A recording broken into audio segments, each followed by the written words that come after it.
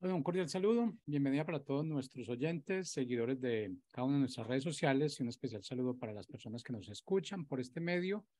Busco en ti Radio Online porque recuerda que donde estás no es el final. Bueno, reiterar nuestra invitación para el primer congreso de Busco en ti, Ciudad de México, 30 de septiembre, 1 de octubre. Allí estaremos estos 2 días, que no es un tiempo suficiente, pero yo creo que es iniciar realmente, poner esa regalito que no hemos abierto y poderlo abrir allí con la ayuda de cada uno de nosotros, de los que ya estamos empezando a entender lo que es la identidad definida, que es esa semejanza con Cristo, que fuimos creados a imagen y semejanza con Él. Toda la información ya está en nuestras redes sociales, formulario de inscripción está también allí en las redes sociales. Cualquier duda al respecto se comunica con algunos de los colaboradores de Busco en Ti y gustosos les daremos la respuesta más acertada. Así que no se les olvide, 30 de septiembre, 1 de octubre, Ciudad de México, allí los esperamos. Bueno, Rafael, ¿cómo estás? Bienvenido. Hola, buenas tardes, Jorge. Ya estoy listo por aquí para la plática de esta tarde. Listo, iniciamos entonces. Listo. Buenas tardes a todos. La plática de hoy la he titulado Cristo difamado. Y bueno, seguramente en algún momento de nuestra vida, pues nos ha tocado escuchar que las personas hablan cosas que no son ciertas de nuestra persona, hablan cosas malas que no son ciertas. Y a veces cuando hablamos de Jesucristo, o muchas veces diría yo, hablamos de el sufrimiento que tuvo Jesucristo para ir a la cruz, sobre todo el sufrimiento físico, azotado, molido, todo lo que sufrió su cuerpo cuando le pusieron ese tormento de latigazos, cuando le pusieron la corona de espinas, y fue algo terrible. Sin embargo, menos veces hablamos del sufrimiento por el que seguramente pasó Jesús cuando lo acusaban de cosas falsas. Y a lo largo de todo el ministerio terrenal de Jesús, pues vemos que él fue objeto de diferente tipo de acusaciones y pues Jesús siempre se mantuvo en su integridad, en la verdad, en saber quién era él en Dios, en saber que él estaba actuando bajo la verdad. Y sin embargo, pues como personas, siempre sí causa dolor en nosotros cuando escuchamos que se dice algo que no es cierto de nuestra persona. Y esta palabra difamar, perdón, como titulé al mensaje de esta tarde, Cristo difamado, cuando hablo de difamar, de acuerdo a la definición del diccionario, dice que la difamación es cuando una persona hace una declaración pública falsa para dañar a otra persona, para dañar la reputación de otra persona o el buen nombre de otra persona. Sobre todo ahora, ¿verdad? Que vivimos en la época de las redes sociales, ¿cuánto daño hace el que una persona publique información falsa de otra persona? Y bueno, cuando hablamos de difamación, pues es cuando las falsedades que se dicen de una persona son verbales. El chisme, por ejemplo, tan conocido, pues es una difamación el decir algo. Y cuando esas murmuraciones, cuando esas difamaciones que son verbales se escriben, entonces ya se le denomina calumnia. De una manera u otra, tanto verbal como escrito, las dos se refieren a decir falsedades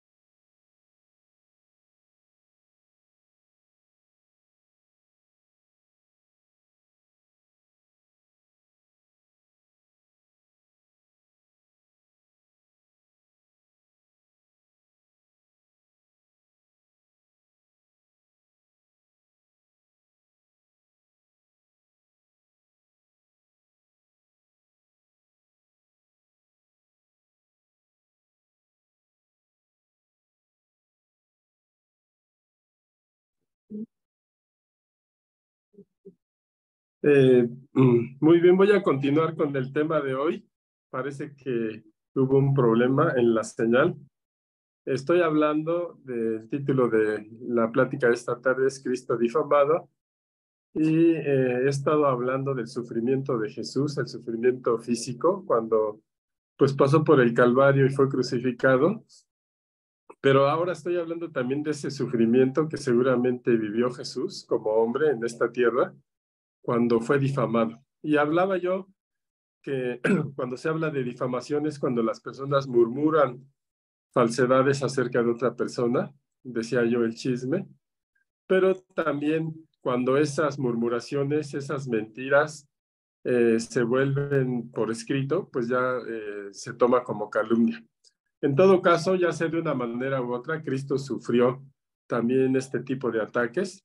Durante su ministerio, Jesús fue objeto de muchas acusaciones falsas y desde luego todas ellas sin motivo, pero igualmente todas esas falsas acusaciones atentaban contra la calidad moral de Jesucristo, su calidad moral y espiritual, y a falta de argumentos, los enemigos de Jesucristo pues tenían que inventar mentiras, hablar falsedades de él, aunque muchos de ellos conocían pues la ley, los mandamientos, donde el corazón de Dios pues les recomendaba no decir mentiras ni falsos testimonios, y sabían que Dios no se agrada con las personas que levantan murmuraciones, calumnias contra su prójimo, pero sin temor a ello, a Jesucristo lo atacaron con todo este tipo de difamaciones.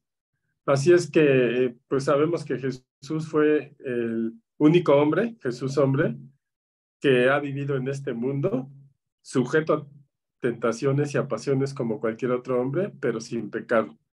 Y esto pues lo declara la Escritura. Jesucristo es el único que pues fue perfecto en su vida en esta tierra y aún así pues se hablaron falsedades acerca de su persona. Así es que si tú en algún momento has sido objeto de alguna difamación, de alguna calumnia, bueno, pues tal vez te ayude a comprender esa situación cuando recuerdes que Jesucristo, sin dar ningún motivo, también fue objeto de difamaciones. Y Dios desde el principio siempre mostró su opinión al respecto de difamar o de hablar mal de alguien sin motivo. Proverbios 19:5 dice que el testigo falso no quedará sin castigo. No escapará el que propala mentiras. O sea, es algo que no le agrada a Dios.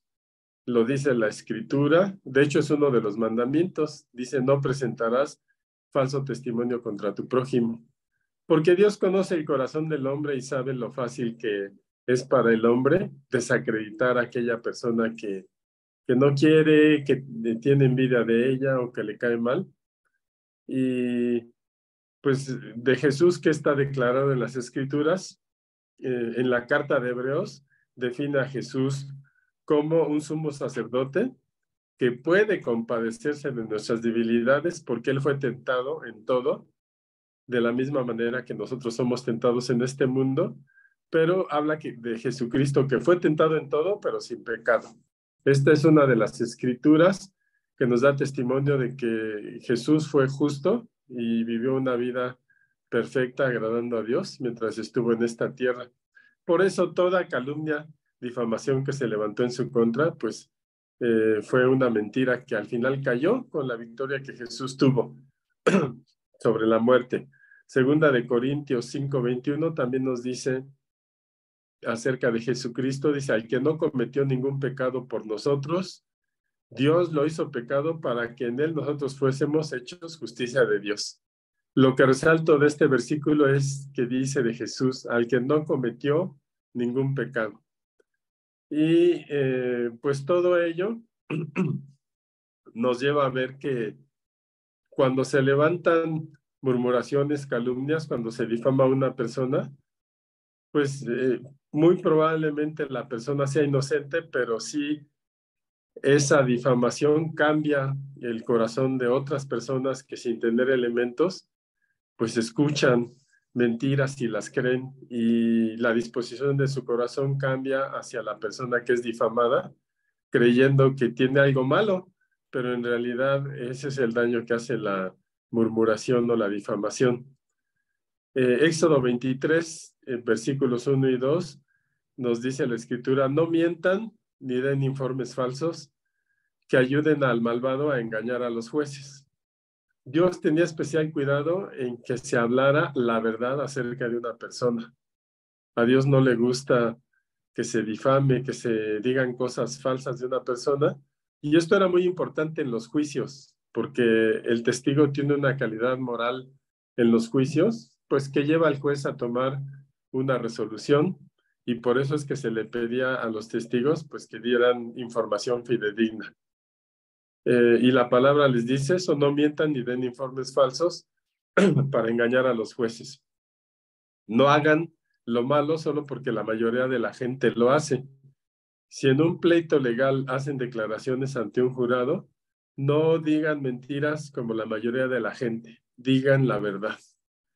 Y es que es muy importante hablar la verdad, y es muy importante y honorable para nuestro prójimo el que nosotros hablemos de él la verdad, y pues no hagamos alguna acusación porque nuestro corazón tenga algún tipo de sentimiento malo hacia él. Entonces, regresando a Jesús, ¿qué tipo de acusaciones hicieron en contra de Jesús? Bueno, lo acusaron de muchas cosas. Voy a mencionar algunas de las que leo en los evangelios. Primero, lo acusaban de juntarse con malas compañías. Para los estrictos que eran los maestros de la ley, cuando veían que Jesús pues le compartía a los publicanos, a las mujeres, a las prostitutas, cuando veían que Jesús se acercaba a los cobradores de impuesto, bueno, pues lo juzgaban mucho porque lo consideraban en malas compañías. Mateo, de hecho, el evangelista, pues fue llamado por Jesús, siendo él un cobrador de impuestos, una persona que tanto odiaban los judíos por hacer esa función para los romanos. Y podemos leer en Mateo 9, del 10 al 12, donde dice que estando Jesús en la casa, estaba sentado a la mesa con muchos cobradores de impuestos y pecadores que habían venido y se sentaron también a la mesa con Jesús y con sus discípulos. Pero cuando los fariseos vieron esto, dijeron a los discípulos de Jesús: ¿por qué su maestro come con cobradores de impuestos y con pecadores? Lo estaban juzgando, difamando, haciéndolo prácticamente igual tal vez que la condición que tenían esas personas, simplemente porque Jesús les dio un momento, un espacio. Y Jesús, al escucharlo, les dijo: no son los sanos los que necesitan un médico, sino los enfermos, enseñándoles de alguna manera que el Hijo de Dios vino a este mundo para rescatar al que se había perdido. Aunque los maestros de la ley veían mal a la gente que vivía en estas condiciones, pues Jesús los veía como personas enfermas que necesitaban ser sanadas y restituidas para regresar al camino de Dios. Entonces, ¿cuál era la acusación y las mentiras que esparcían de Jesús? Decían: anda con personas malas, seguro es uno de ellos. También cuando Jesús compartía los alimentos con estas personas, pues lo acusaban de que era glotón, de que le gustaba tomar. También lo vemos en el Evangelio de Mateo, en el capítulo 11, del 16 al 19. Y Jesús, pues los juzga porque Jesús los confronta y dice: ¿a quién compararé esta generación? Se parecen a los niños que cuando se sientan en las plazas y les gritan a sus compañeros: les tocamos flauta y ustedes no bailaron. Entonamos cantos tristes y ustedes no lloraron. O sea, Jesús le daba a entender que era muy difícil complacer a la gente que no tiene una buena disposición de corazón. Y les dice Jesús: vino Juan el Bautista, que no comía ni bebía porque era nazareo, y ustedes decían de él: tiene demonio, porque veían en Juan el Bautista que había respondido a un llamado de ser nazareo, y no comía comida común, comía miel y langostas, y no bebía vino, porque así le fue mandado por Dios. Y aún así lo juzgaban, diciendo de él que tenía demonio. Y Jesús les dice, y ahora vengo yo, el Hijo del Hombre, que me siento a comer con las personas y a beber, y me califican de glotón y de borracho, de que soy amigo de cobradores de impuestos y de pecadores, pero a la sabiduría la reivindican sus hijos.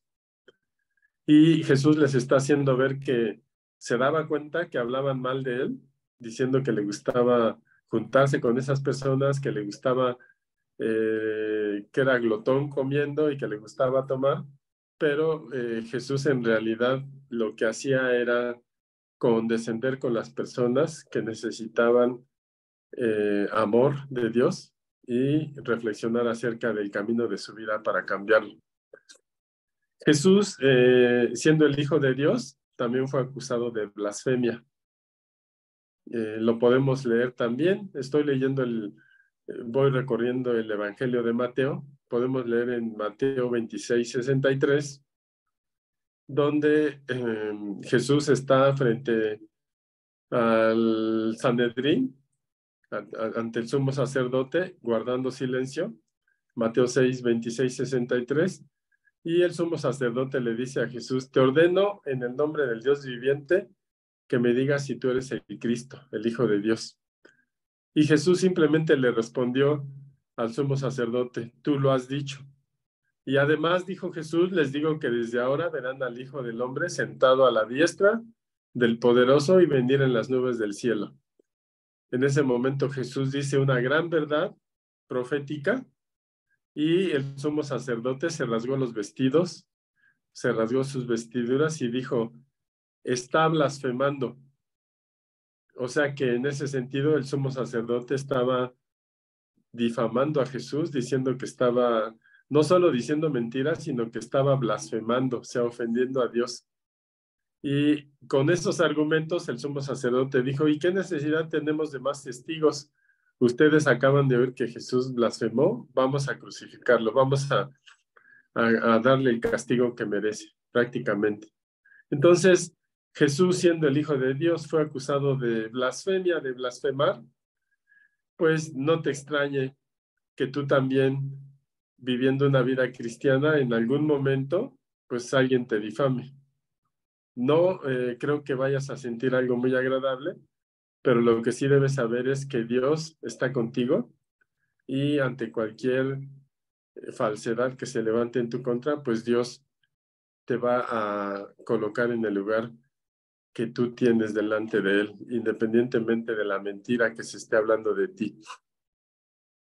Cuando Jesús entonces empezó en su ministerio a hacer grandes señales y prodigios, que lo veían hacer milagros, pues también se le acusó de que ese poder que Jesús manifestaba venía de los demonios.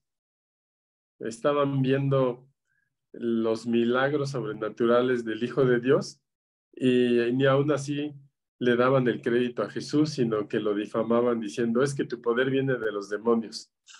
Y esto lo podemos leer en Marcos, capítulo 3, versículos 20 al 22.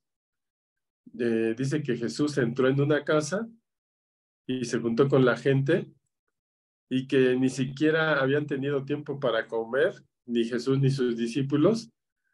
Y cuando los familiares de un enfermo vieron que Jesús entró a comer a una casa, corrieron a él para llevarle a este chico enfermo. Y entonces Jesús expulsó los demonios de esta persona. Y dice aquí el Marcos 3:22 que los escribas que habían ido desde Jerusalén y que estaban en ese momento siendo testigos de cómo, del poder de Jesús, decían, a este, refiriéndose a Jesús, lo domina Belcebú y expulsa demonios por el poder del príncipe de los demonios.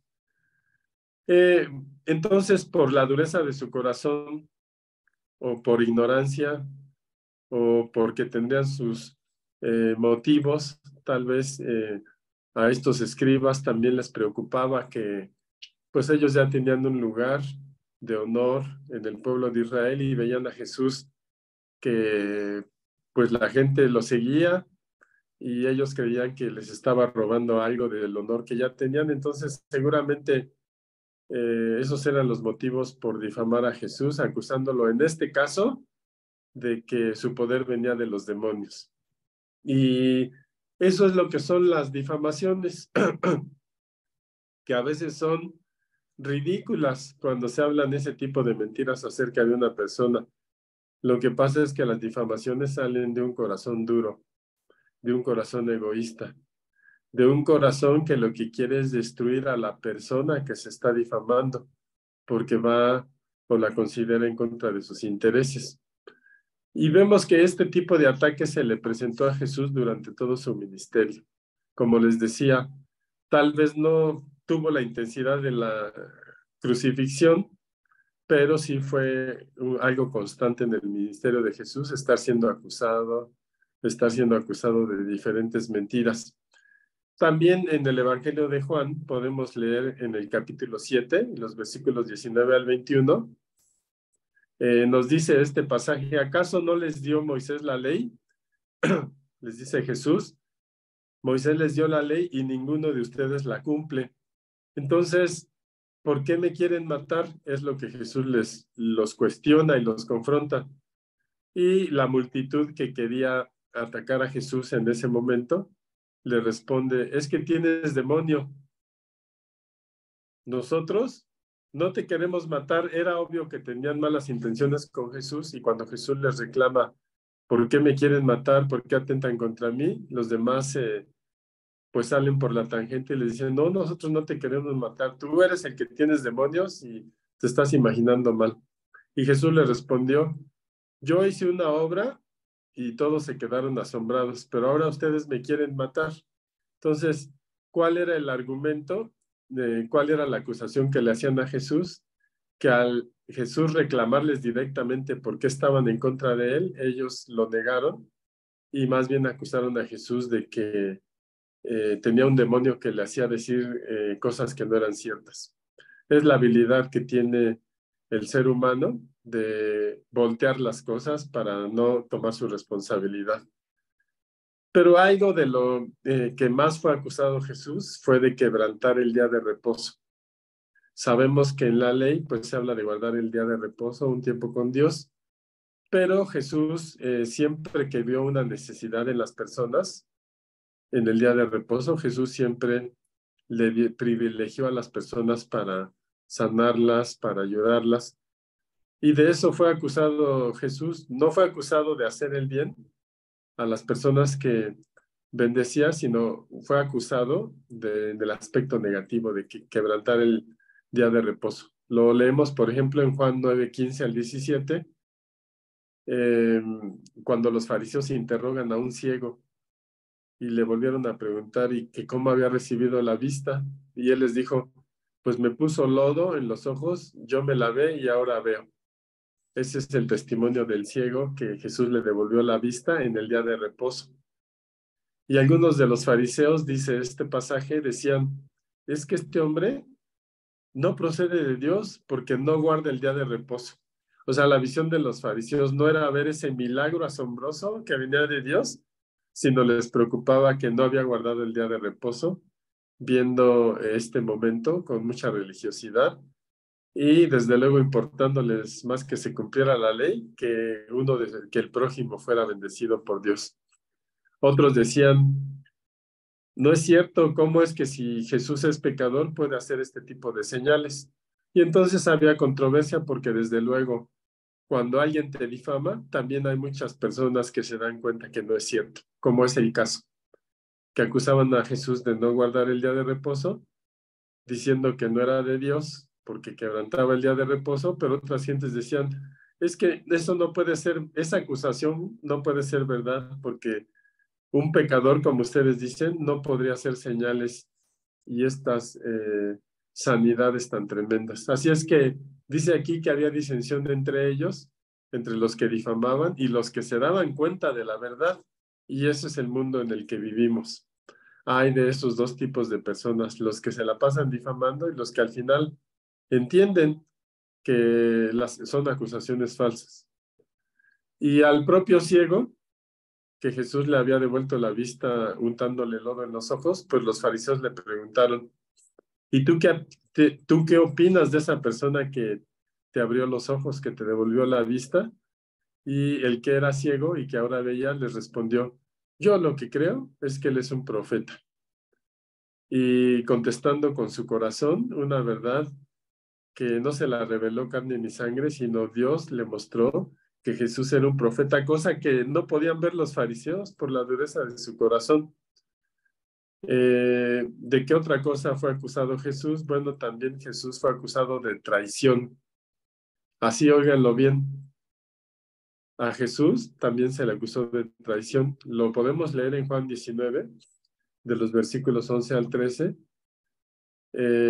donde pues Pilato está hablando con Jesús y le ofrece salvarlo. Si Jesús pues le responde lo que Pilato esperaba, dice aquí Jesús le respondió, a Pilato no tendrías sobre mí ninguna autoridad si no te fuera dada de allá arriba. Por eso mayor pecado ha cometido el que me ha entregado a ti. Y a partir de ese entonces, dice esta escritura, Pilato procuraba poner en libertad a Jesús, pero los judíos le gritaban y le decían, si dejas libre a Jesús, entonces no eres amigo del César, porque todo el que se opone al César es enemigo de él, y Jesús se quiere hacer rey. Entonces estaban acusando a Jesús, el pueblo, que era asusado por los fariseos, lo estaban acusando de traición hacia Roma, y por eso Pilato tuvo miedo, porque pues ante esa difamación que el pueblo hizo de Jesús, de que se quería ser rey y por lo tanto estaba en contra del César, pues Pilato dice aquí que al oír esto, y se llevó a Jesús afuera, y bueno, sabemos el pasaje cómo terminó, dijo, bueno, yo me lavo las manos, y no se atrevió a salvar a Jesús, aunque se dio cuenta que Jesús era inocente, pero pesó mucho esa difamación que el pueblo hizo de Jesús, acusándolo de que tenía deseos de hacerse rey y por lo tanto estaba traicionando a Roma.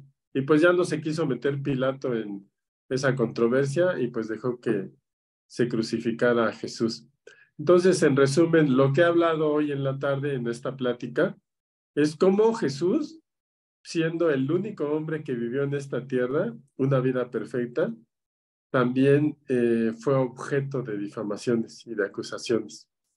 Pero cómo Dios lo sostuvo en los momentos más difíciles, y hoy el nombre de Jesús, pues Dios le ha dado el máximo lugar que hay, porque ante el nombre de Jesús se dobla toda rodilla, arriba en los cielos, abajo en la tierra, y no hay nada mayor que el nombre de Jesús, porque al final, pues Dios es fiel y Dios respalda a los que le aman, y seguramente si tú has vivido esto o en algún momento enfrentas difamaciones hacia tu persona, pues confía en Dios, porque con la vida de Jesús, Dios nos ha mostrado que sin importar qué mentira se habla acerca de ti, Él te va a sostener y al final Él te va a dar el lugar que tiene para ti como hijo de Dios.